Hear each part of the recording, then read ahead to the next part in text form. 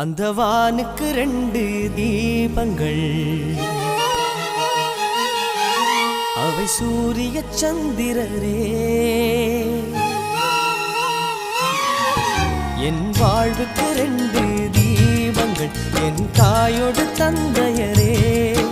அந்த வானின் தீபம் 2ம் இல்லை என்றால் இந்த மண்ணில் உயிர்கள் இல்லையே.